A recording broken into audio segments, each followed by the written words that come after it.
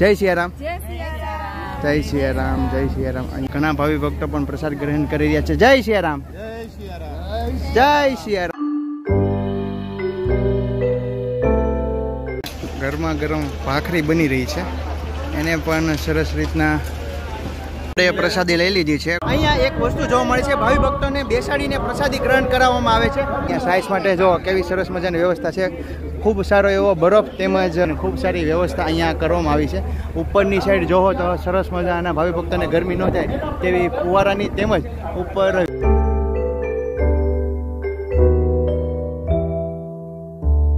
Hello જય માતાજી મિત્રો, ખુશાલી સુપરલક્ષ્મી તમામ મિત્રોનું હાર્દિક સ્વાગત છે. આપણે છીએ અત્યારે ગોંડલ વિશ્વવંદનીય પૂજ્ય શ્રી મોરારી બાપુની રામકથા ચાલી રહી છે.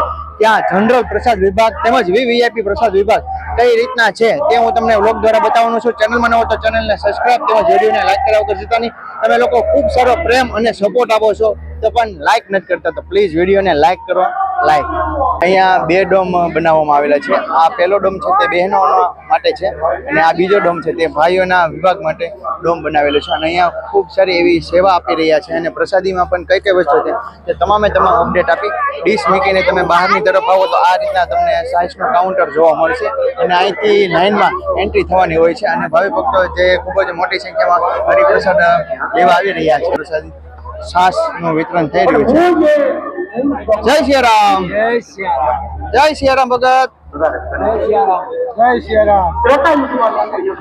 હવે આપણે જઈ રહ્યા છીએ અંદરની તરફ. કઈ રીતના પ્રસાદીની વ્યવસ્થા છે તે સંપૂર્ણ અપડેટ તમને દેવાનો છું. આ રીતના તમને બંને સાઈડથી એન્ટર થવાનું હોય છે. જય સિયારામ, જય સિયારામ, જય સિયારામ. આ રીતના અંદર એન્ટ્રી થવાની હોય છે. અને અહીંયા સાઈઝ માટે જો કેવી સરસ મજાની વ્યવસ્થા છે. ખૂબ સારો એવો બરફ તેમજ અહીંયા સાઈઝનું કાઉન્ટર ઉપર ભાવિ ભક્તો સાઈઝ ગ્રહણ કરી રહ્યા છે. અને અહીંથી જય સિયારામ, જય સિયારામ આ જગ્યાએથી ડીશ લઈ જવાની હોય છે. ત્યાર પછી અહીંયા આગળ લાઈનમાં કાઉન્ટર રાખવામાં આવેલા છે. સ્ટેપ બાય સ્ટેપ પ્રસાદી લઈને આગળ જવાનું હોય છે અને ખૂબ સારી વ્યવસ્થા અહીંયા કરવામાં આવી છે.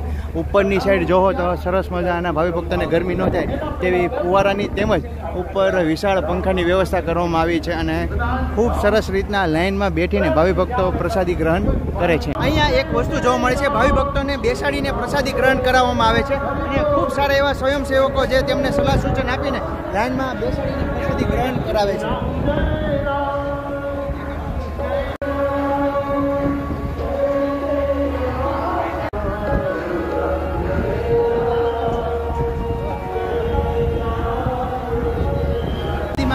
વસ્તુ જે દેવામાં આવે છે તે હું તમને સ્ટેપ બાય સ્ટેપ બતાવું છું. અહીંયા તો જે તમે જુઓ ખાડા લાપસી છે. જય સિયારામ દાદા. પછી આપણે આગળ જોઈએ તો જલેબી છે, એનાથી આગળ જોઈએ તો ખમણ છે. જય સિયારામ, જય સિયારામ દાદા, જય સિયારામ, જય સિયારામ, જય સિયારામ.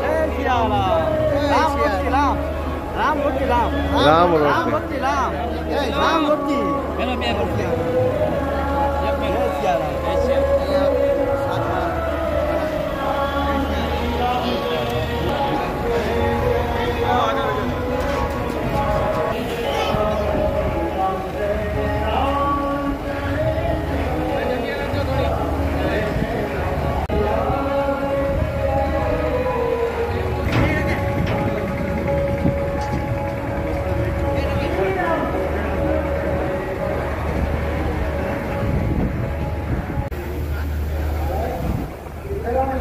ભાઈઓનો વિભાગ જોઈને હવે આપણે આવી ગયા છીએ એક્ઝેક્ટ બીજા ડોમ તરફ. ત્યાં બહેનો માટે અલગ વિભાગ બનાવવામાં આવેલો છે. તો ચાલો આપણે ત્યાં પણ જોઈને બહેનોમાં કઈ રીતના પ્રસાદી જે વિતરણ થઈ રહી છે તે સંપૂર્ણ માહિતી આપું છું. અહીંયાથી માતા જો દાળ ભાત ચણા. જય માતાજી, જય શ્રી રામ, જય શ્રી રામ, જય શ્રી રામ. જલેબી, ખમણ, જેમ જય સિયારામ, જય સિયારામ. જે બહેનોમાં પ્રસાદી છે એ જ રીતના ભાઈઓમાં પ્રસાદી વિતરણ કરવામાં આવે છે. અહીંયા પણ ખૂબ સારી એવી વ્યવસ્થા છે. ઉપરની તરફ તમે જોઈ રહ્યા છો ખૂબ સારા પંખા તેમજ અહીંયા ફુવારાની પણ વ્યવસ્થા કરેલી છે.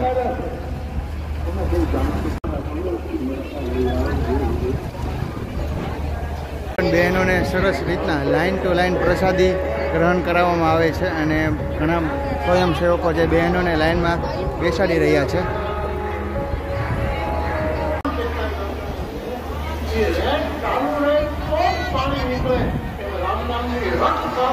કાઉન્ટરે આ રીતના ટ્રેક્ટર દ્વારા પ્રસાદી લઈ જવામાં આવે છે. હવે હું તમને બતાવવા જઈ રહ્યો છું વીવીઆઈપી મહેમાનો માટે પ્રસાદ વિભાગ ત્યાં કઈ રીતના તૈયારી છે તે બતાવી. તેનો પણ એક અલગ ડોમ બનાવવામાં આવેલો છે. તો ચાલો આપણે નજીક જઈને જોઈએ. ભોજન પ્રસાદ માટેની સરસ વ્યવસ્થા કરવામાં આવેલી છે.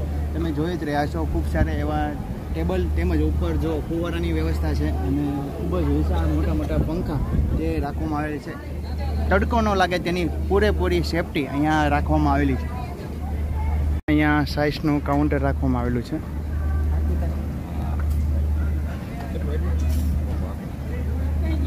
ત્યાર પછી ભોજન પ્રસાદ માટે કઈ રીતના વ્યવસ્થા છે, તેમાં કઈ પ્રસાદી વિતરણ કરવામાં આવે છે તે હું ત્યાં જઈને બતાવું. ભાવિ ભક્તો જે અત્યારે પ્રસાદ ગ્રહણ કરી રહ્યા છે. તો ચાલો હવે આપણે જઈ રહ્યા છીએ અહીંયા પ્રસાદીમાં કઈ રીતના કઈ કઈ વસ્તુઓ દેવામાં આવે છે તે આપણે જોઈએ. જનરલમાં પ્રસાદ વિભાગમાં જે પ્રસાદી વિતરણ કરવામાં આવે છે એ જ પ્રસાદી આ જગ્યા ઉપર વિતરણ કરવામાં આવે છે. જલેબી છે, ખમણ છે, રોટલી. જય સિયારામ, જય સિયારામ, જય સિયારામ. અહીંયા પણ રોટલી, શાક. જય સિયારામ, જય જલારામ, જય શ્રી રામ, જય શ્રી રામ, જય શ્રી રામ, જય શ્રી રામ, જય સિયારામ, જય સિયારામ. ઘણા ભાવિ ભક્તો પણ પ્રસાદ ગ્રહણ કરી રહ્યા છે. જય સિયારામ, જય સિયારામ, જય સિયારામ, જય સિયારામ.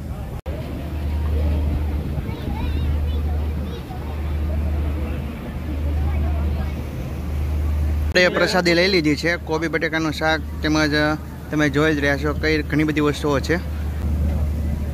જય સિયારામ, જય સિયારામ. હવે આપણે જે અહીંયા પ્રસાદી વિતરણ કરવામાં આવી રહી હતી તે કઈ રીતના બને છે તે જગ્યા ઉપર આપણે આવી ગયા છીએ. શરૂઆતમાં તો લાઈવ તમે જોઈ રહ્યા છો રોટલી બની રહી છે. લાઈવ ગરમા ગરમ અહીંયા રોટલી બની રહી છે અને સાથે સાથે તેમણે ગરમા ગરમ ઘી ચોપડીને વિતરણ થવામાં આવે છે. એ રીતના લાઈનમાં ઘણા બધા જે તાવા રાખેલા છે. ગરમા ગરમ ભાખરી બની રહી છે, એને પણ સરસ રીતના ઘી ચોપડી રહ્યા છે. આ રીતના તેની પ્રોસેસિંગ છે.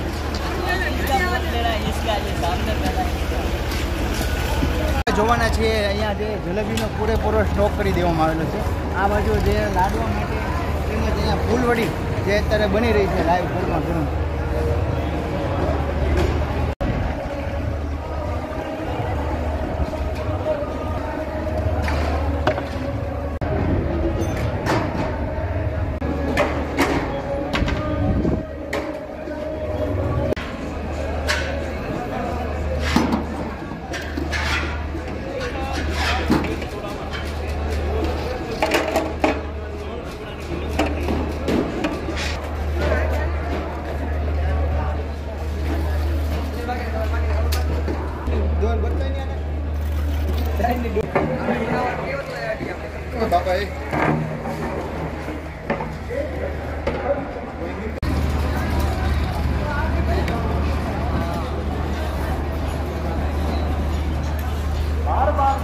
અત્યારે મિત્રો આપણે જે વિશ્વની પૂજ્ય શ્રી મોરારી બાપુની કથા ગોંડલ ધામે ચાલી રહી છે અને આપણને એક ભગત, શું નામ તમારું? મારું નામ મકવાણા શામજીભાઈ મોહનભાઈ.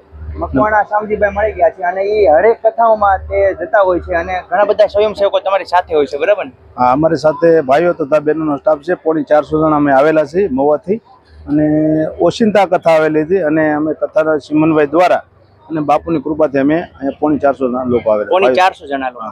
પછી તમને હરેક કથાઓમાં જતા હોય છો, તો આ કથામાં તમને શું જોવા મળ્યું? હરેક કથામાં અમે અવારનવાર જતા હોય બધી કથા. અહીંયા એ કથામાં એવો અનુભવ થયો કે અહીંયા ડોમ છે ને બાપુની કથા, એ ડોમ અમે પહેલી વાર આવો જોઈએ કે એસી દ્વારા અંદર જાઓ એટલે લોકોને કોઈ તડકો નથી લાગતો અને શાંતિથી કથા સાંભળી શકે અને શાંતિ અનુભવ સારો થાય. હા, તમારા લોકો જે ટીમ આવે છે જેમાં 450 અને 400 જણા, તો એમાં કઈ કઈ રીતના તમારે સેવા બજાવવાની હોય છે? અમારે 450 લોકો આવે તો અમે એમાં રસોડામાં જે કાચો માલ લઈ જાઓ અને પાકો માલ જે બને અમે સેમસો જનરલ રસોડામાં લઈ અને વીઆઈપીમાં પણ અમે લઈ જઈએ અને પીરસવામાં અમારું કામ છે બધું. પીરસવા માટે. હા. અંદાજિત અહીંનું વાતાવરણ કેવું લાગે છે? કેટલા લોકો જે રામકથાનું રસપાન કરવા આવશે?